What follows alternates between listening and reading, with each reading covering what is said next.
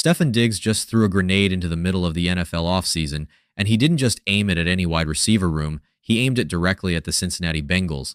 The free agent wide receiver, who is still looking for a team to call home in 2026, sat down and made some of the most confident, some of the most arrogant, and quite frankly, some of the most questionable comments we've heard from a player in a long time. And when I say he called out the Bengals wide receivers, I'm not exaggerating. He didn't just say he was good. He didn't just say he could still play. He said there is not a number 2 receiver in the entire NFL that is better than him. And if you've been paying attention to the Bengals at all over the last few years, you know exactly who that number 2 receiver is. T. Higgins, I'm Dre, and welcome back to Street Hoops. We need to talk about what Stefon Diggs said, because this isn't just trash talk. This is personal. This is a direct shot at one of the most talented, most productive, and most underappreciated wide receivers in the entire league. And I'm going to break down exactly why Stefon Diggs is wrong, why he might have a point, and what this all means for the Cincinnati Bengals as they gear up for what could be a championship season. But before we get into the stats, before we get into the film, before we get into the contracts and the legal troubles and everything else that comes with Stefon Diggs, I need you to understand the context of what we're dealing with here. Stefon Diggs is 32 years old.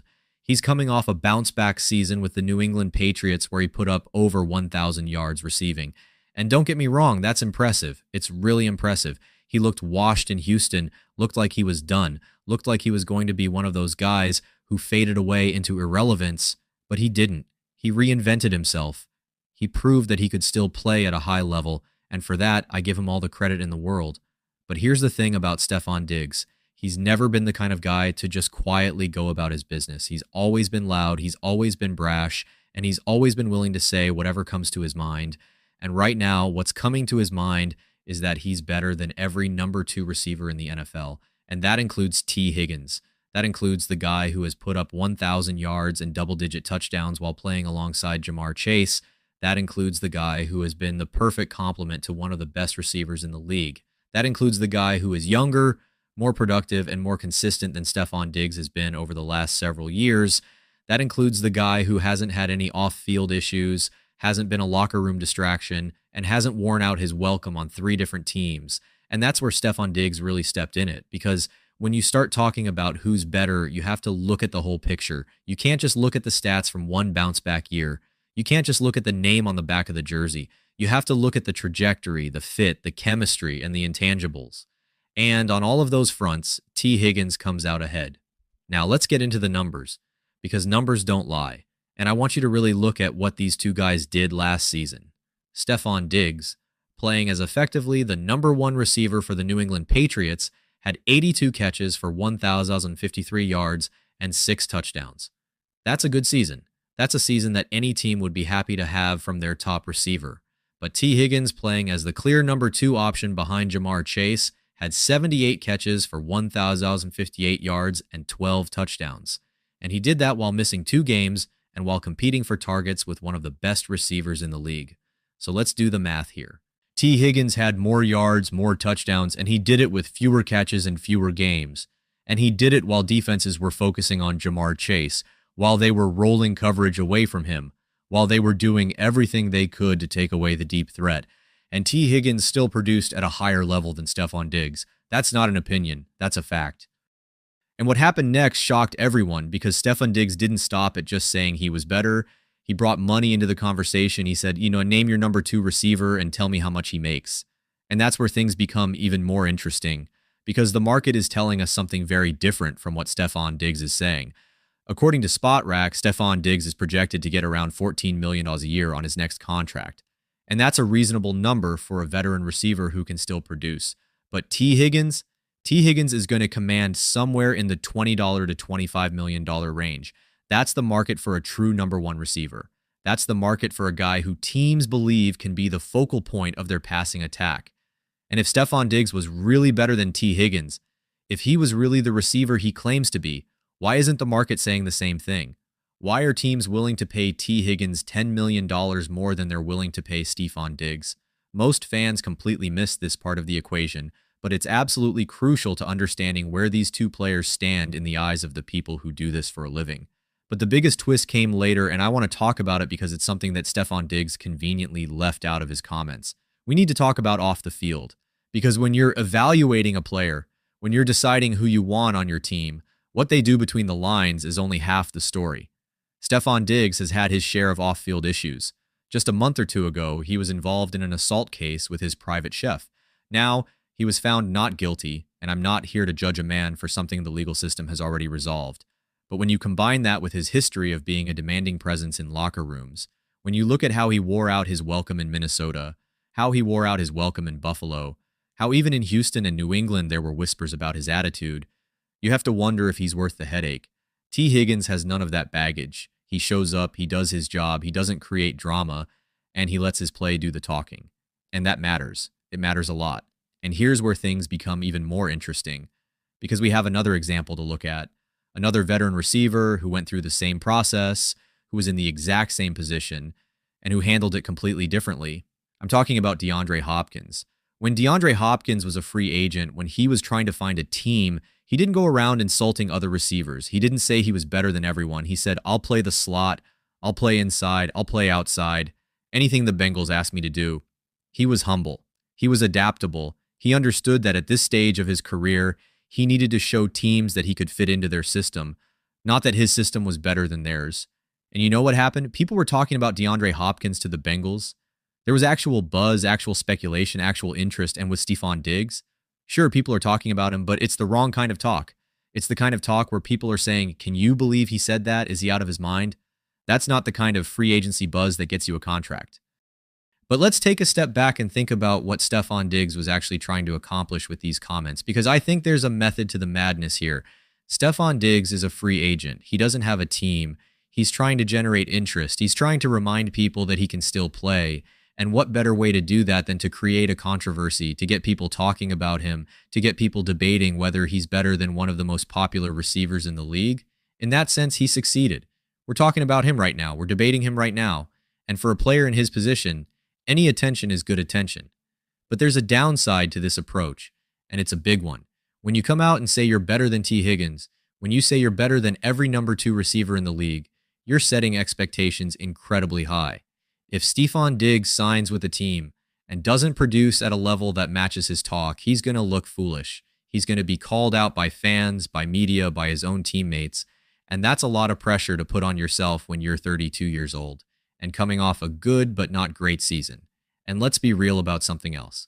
Stefon Diggs mentioned money in his comments, and I think that's where he really showed his hand. He said, name your number 2 receiver and tell me how much he makes. And the implication was clear. He thinks he's being undervalued. He thinks he deserves more than what the market is offering. But here's the thing about the market. It's usually right. If teams are only offering $14 million a year, it's because that's what they think you're worth. It's not personal. It's business. And when you're a 32-year-old receiver with a history of locker room issues and declining production, the market is going to be cautious. It's going to be conservative. It's not going to pay you like you're in your prime because you're not in your prime anymore. And that's the reality that Stefon Diggs seems to be having trouble accepting.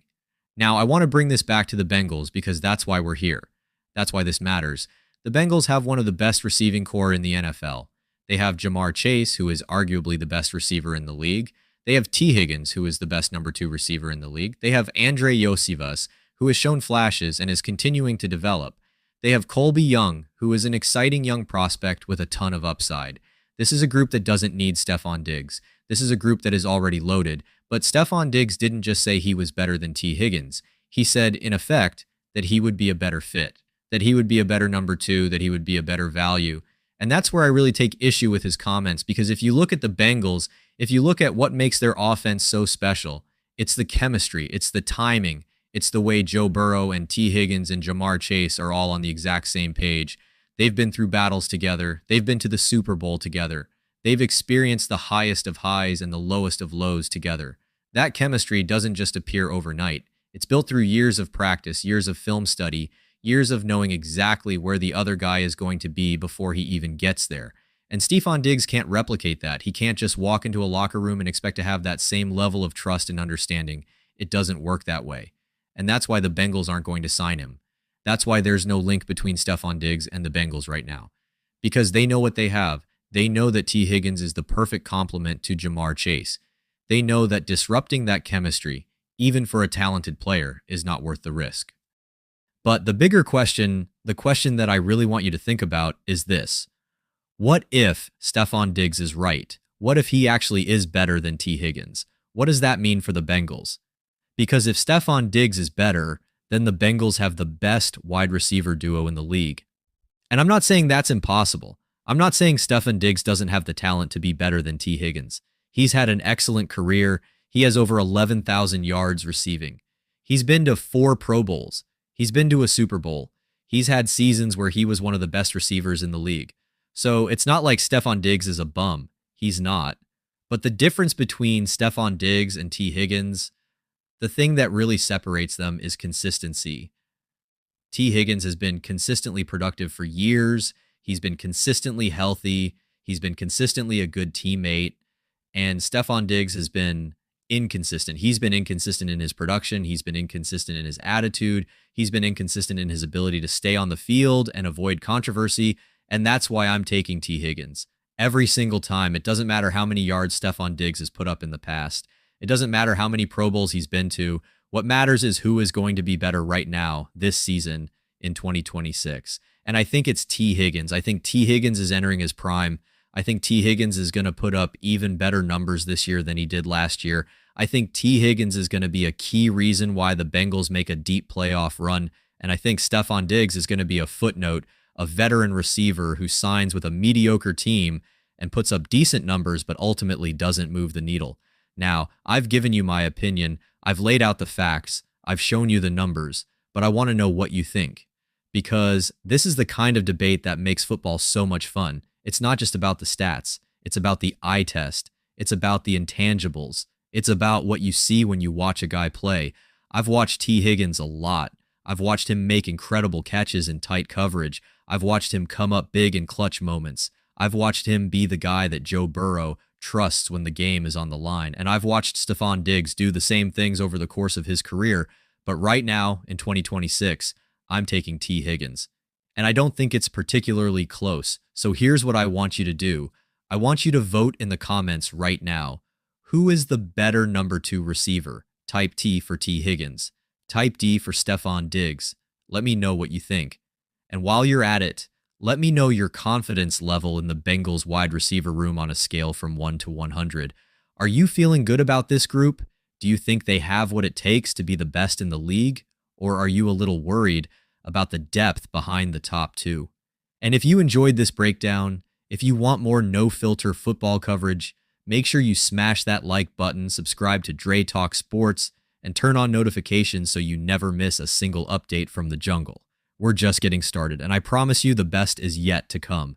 This is Dre, signing off. Let's go get that win.